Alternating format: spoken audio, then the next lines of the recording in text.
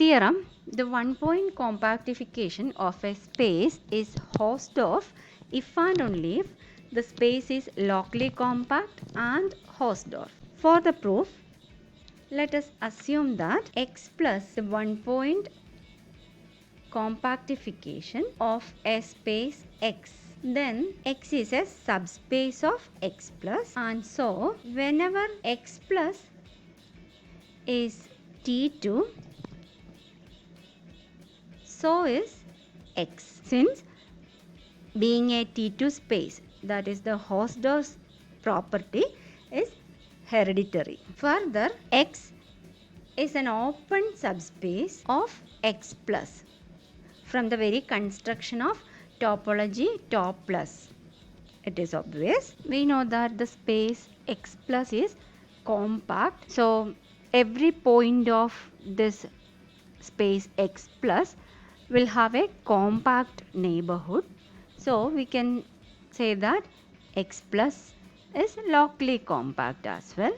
So in case X plus is T2, we can see that it is a locally compact Hausdorff space, and so its open subspace X is also locally compact by a previous proposition which states that every locally compact Hausdorff space is regular, and also we know that an open subspace of a locally compact regular space is locally compact. Using these results, we can observe that the open subspace X is also locally compact. Thus, we have proved that if X plus the one-point compactification of the space X is Hausdorff, then the space X is locally compact and Hausdorff. That is, we have established the necessity of the condition.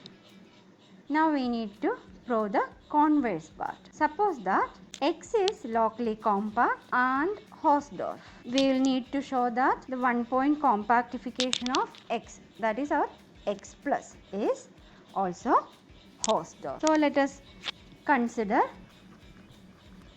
two distinct points, say X and Y, of the space X plus.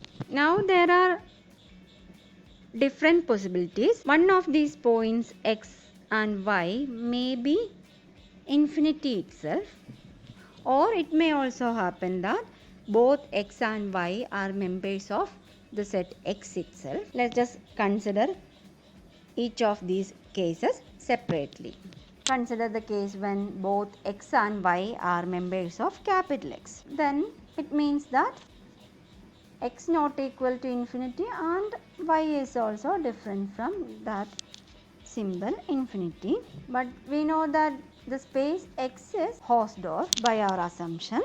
So there will exist open sets, say U and V, in the space X, such that X element of U, Y element of V, and U intersection V equals 5. But U and V are open in X would also imply that U and V are open in X plus as well, from the definition of one-point compactification, and hence we have proved that there exists disjoint open sets U and V in X plus such that X element of U and Y element of V. So in the first case, when both X and Y are points of capital X, we have proved that X and Y, these 2 points, can be separated. Now assume that one of these 2 points, say X, is equal to infinity. Then by the local compactness of X, there will exist a compact neighborhood, say capital C, of the point Y in the space X. We had also assumed that capital X is Hausdorff. Then C is a compact subset of a Hausdorff space.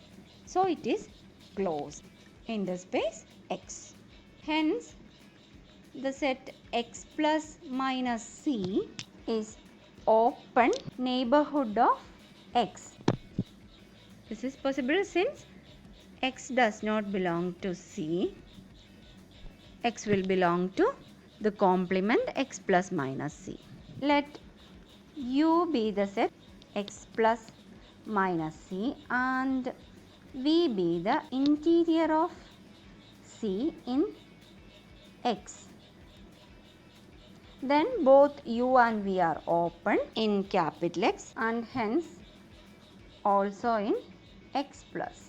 From the definition itself, it is obvious that U intersection V is empty. Thus, in all cases, we have shown that the 2 points X and Y can be separated in the space X plus by mutually disjoint open sets. Hence, we can conclude that X plus is a Hausdorff space. Corollary: every locally compact Hausdorff space is completely regular and hence a Tikhonov space. For the proof, let us assume that X is a locally compact Hausdorff space. Also assume that X plus is its Alexandrov compactification. Then by the theorem above, X plus is a Hausdorff space. Since X plus is also compact, it is a T4 space. By a previous result states that every compact Hausdorff space is T4. Since T4 always implies complete regularity, X plus is completely regular. Since complete irregularity is hereditary, X is completely regular. We also know that every T2 space is T1. Therefore, X is T1 also. Therefore, X is both completely irregular and T1 and hence it is Tikhonov as required. There are many ways of embedding a space into a compact space. We will be giving them a general name, compactification. In general, assume that X is any topological space, then a compactification of X is a pair EY where Y is a compact space and E from X to Y is an embedding such that E of X is dense in Y, that is E is an embedding of capital X onto a dense subspace of capital Y. If Y minus E of X consists of n points, then the compactification EY is called an n-point compactification. The Alexandrov compactification is a foremost example of a compactification. It is obvious that it is a one-point compactification.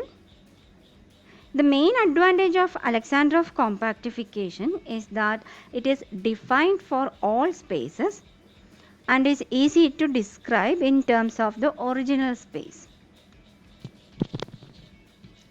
There is another compactification called Stonczek compactification.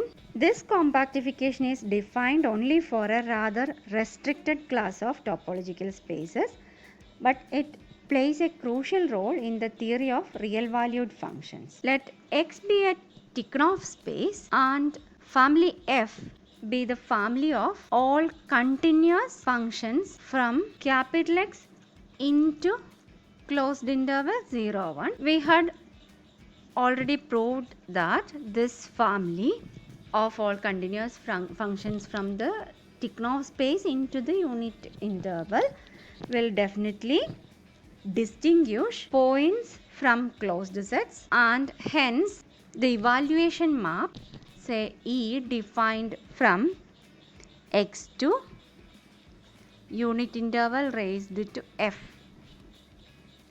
defined by E of X of small f is equal to f of x for every f element of family f and x element of capital X is an embedding, and we know that the cube unit interval raised to f is compact, being the topological product of compact spaces. So E of x closure is a compact space. We denote it by beta of x, and we are going to regard E as a map from x on to beta of x. Then the pair E together with beta of x is a compactification of the space capital X. Here capital X is a Tikhonov space and beta of x is, as above, is called the Stonecheck compactification